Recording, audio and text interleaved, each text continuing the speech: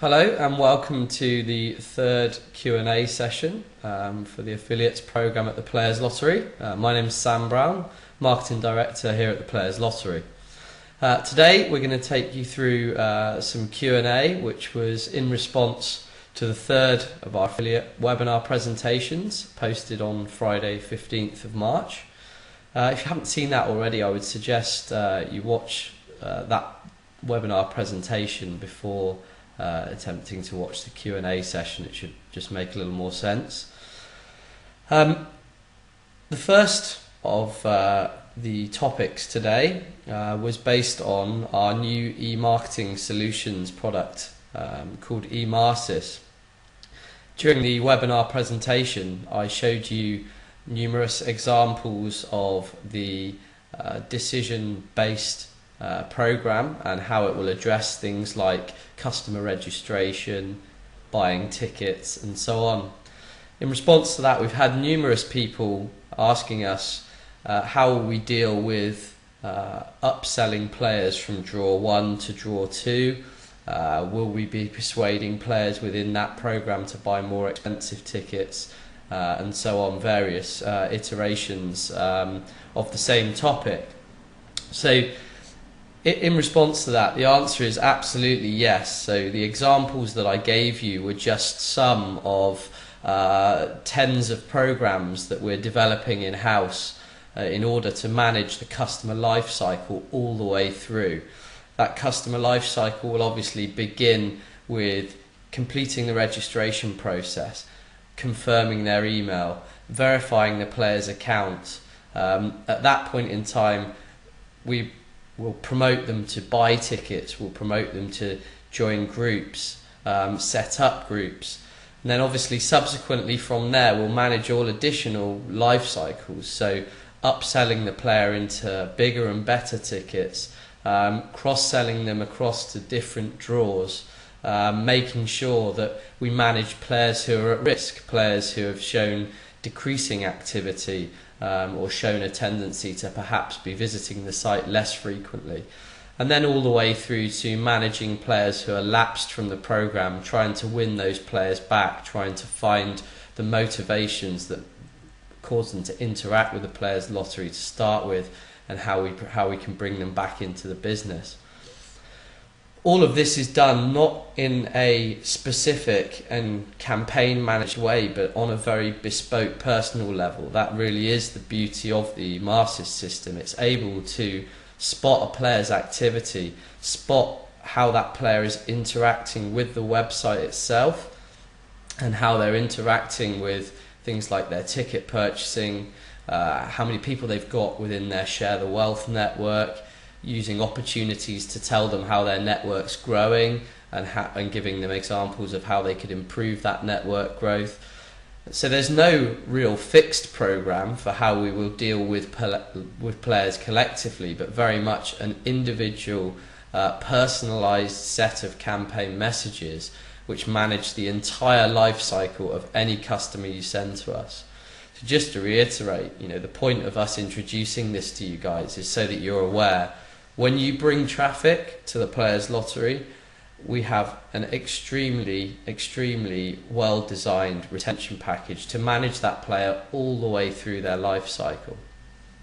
All of that will be managed by a new head of retention who will be joining the business shortly. He's a very experienced individual and brings over 5 years of specific retentional quality to the Players Lottery. We're very much looking forward to having him on board. The second set of kind of common questions and themes, and something which perhaps we should have addressed actually at an earlier point in the webinar presentations, but I can confidently answer this for you now. Many people are asking, which languages will we launch with when we launch the Players Lottery to begin with? Will it cover multiple languages? If so, what will those languages be? The answer to that question is, initially we will only be launching the site in English, and that's not because we're arrogant enough to believe the only language required out there in the marketplace is English. However, as a business, we'll be operating globally, and as a global business, we're still yet to understand where our core liquidity will come from regionally. The main markets which we'll be targeting initially are those that are English speaking, and hence the decision that we would launch first and primarily in English. What I do want everybody out there to know is that languages are a very, very high priority for us. However, what we're doing is we'd like to wait until we launch the site and bring some early liquidity onto the site. As we start to see specific regions developing, that will in turn lead to an agile development process by which we introduce new languages and translated versions to the site. Translating a site is a very large and expensive job, and it's especially more so when you have built all of your own software and everything you have is proprietary. So we need to make sure that we prioritize languages in a very efficient manner, so that we're best again tailored to our customer base and to where we see the early liquidity within the business. So I hope that answers the question on languages. The third and final question, there's a lot of people asking about whether there will be regional variation with our website, specifically relating to currencies and relating to site material and videos and so on. I'm going to answer that in two stages. Firstly, I'm going to address the website itself and the videos and so on. So we will be making regional specific versions of the Players Lottery website. We will be finding, for example, local based celebrities in different regions to create our product demonstration videos. Those people will have the trust and integrity of people within those specific regions. For example, finding a suitable celebrity to address the UK market is very high on our current list of priorities. So in that respect to marketing and marketing messages, yes, of course we will tailor our site to make it more regionally relevant in our core markets. The question on currencies is a slightly different one. So you will have already seen that we quote all of our prizes and all of our ticket prices and so on in euros. We don't at the moment have a desire to change that because the business model has been created on euro currency.